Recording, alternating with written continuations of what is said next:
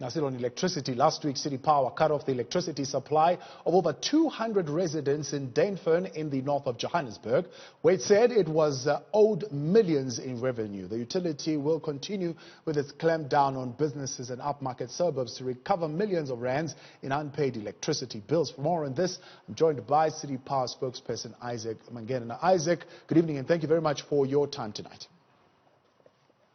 Good evening and good evening to the viewers.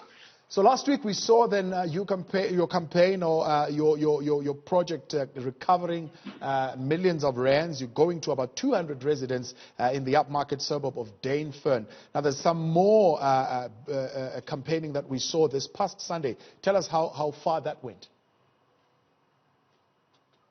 Yeah, look, what we did in Dainfern is nothing unusual, because this is part of our revenue collection efforts as the City of Johannesburg and the City Power, and we are not only doing this in the suburbs or in the townships. In the past, when people thought of illegal connections, the first thing that comes to mind were the people in Alexandra, the people in Nazia, the people in other areas like Soweto. But we have since realized that, in fact, behind those high walls and gated communities, there are people that are actually tapping into our network, into our system without paying, and those are the people that in fact have the means to basically ensure that they pay for the services. Does this kind of operation bear the necessary fruit? I mean, what informs the actions? You went to the 200 or so residents. Did you manage to recover at least some of the revenue that you need to get for the infrastructure investment? Yeah, indeed, we did manage to, because the money that we were after is about 13 million rands, which was owed by at least 204 addresses in Dainfern, in 3 villages in Dainfern. And so obviously after cutting about 10 of them, they had to basically come to us and ensure that they pay the penalty, which is about 22,000 each customer, and also pay whatever that they owed. There was one customer, for example, if I can give this example, there was one customer that owed City Power in the City of Johannesburg 1.4 million rands alone. So that such customer will have to pay that 22,000 penalty, and then also pay at least 10%.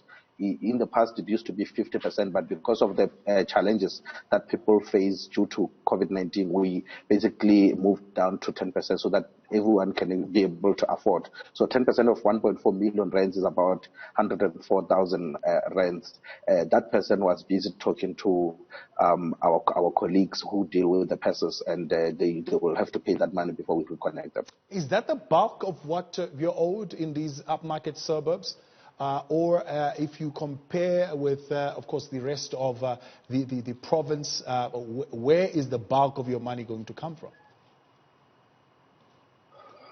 Look, the truth is the money is scattered across, but most of this money is actually in the suburbs, but also with businesses, and also your industries and businesses that are operating in the City of Johannesburg and are connected by City Power. So that's where most of the money is. And as part of our revenue collection strategy, which we launched early this year, those were some of the targeted areas that we wanted to go to. Remember that City Power was sitting on about 3 billion overdraft when the last financial year started, and as I'm talking to you now, that money has gone down a little, and it's partly because of the efforts that we made when we launched the revenue collection drive. And most of this money, like I said, there is that easy money where we know where it is, like in your suburbs, in the businesses as well. Those people, is not like they don't have money like the people in Alex and other informal settlements, but they do have money, but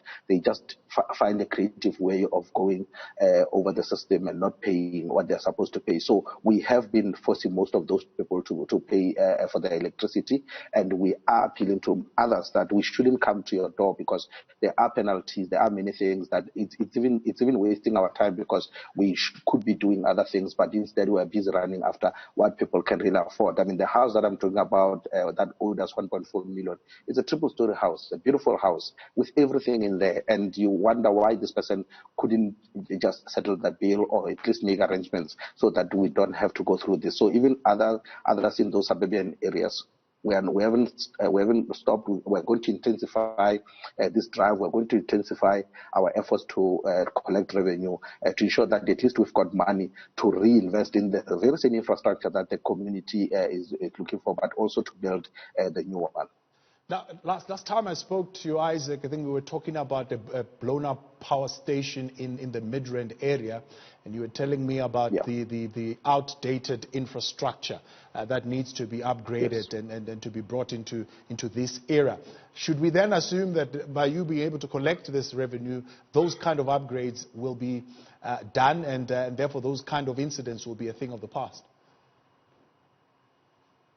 Yes, indeed. In fact, we've already moved the needle. We've already moved in terms of trying to, build the new infrastructure, and the new MMC, when he comes through, he also, obviously, as part of him coming on board, held meetings and gave us his own plans. And part of those are that we really need to invest in the infrastructure.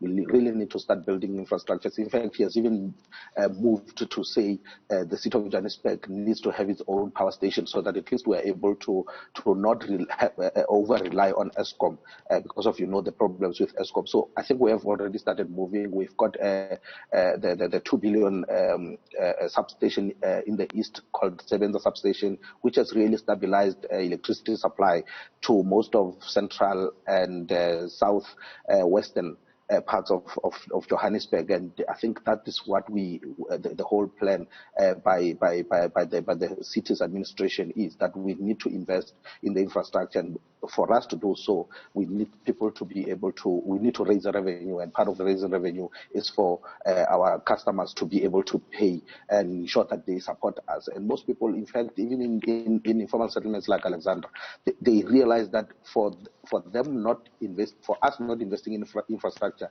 we run into troubles, especially during winter seasons, where most of our infrastructure blows up because of lack of maintenance, or maybe because of it's old, we are not able to replace it. So they are willing to basically meet us halfway to ensure that we invest, and then we give them reliable electricity and they pay for it. Now, where is your operation going next? Thabo, I can't tell you where the operation is going. It's always a surprise. You can imagine if we told the people in the high walls of Dainfen that we are coming tomorrow, they probably would have hired bouncers to kick us out. So we always don't tell where we're going. We keep it as a surprise. It's a very secretive operation that we do alongside the JMPD and the SAPS, public order policing and so forth. So we don't tell, but what I can say is that most of these suburban areas that we know owe us money, including your Roodepoort areas, there are many townhouses that side. In the past, we went there, we found out that most of those townhouses were built with illegally connected water and electricity, and they were cut off. So we're still gonna go and check, because of, like I said, that's where most of the easy money the revenue that we are not collecting is sitting, and we really need to do more to ensure that we visit those kind of areas. Roodepoort is one of them. Midrand is another. We went there a few weeks ago. We're still gonna visit those areas, but like I say, my appeal is, don't allow us to come to you, because there are penalties, as I mentioned, 22,000 for penalty plus 10% of what you're owing us, and it's something that you can actually start making those arrangements with the city and ensure that when we come, at least you've got paperwork to say this is what you are doing, this is how much you've been paying throughout the months. Isaac Mangena, I appreciate your time. Thanks for talking to us today, speaking on behalf of City Power there. That is Isaac Mangena giving some detail of the operation being conducted in the leafy suburbs of Dainfen, looking at Midrand and even Roodepoort next, to try and collect those millions being owed to the power utility.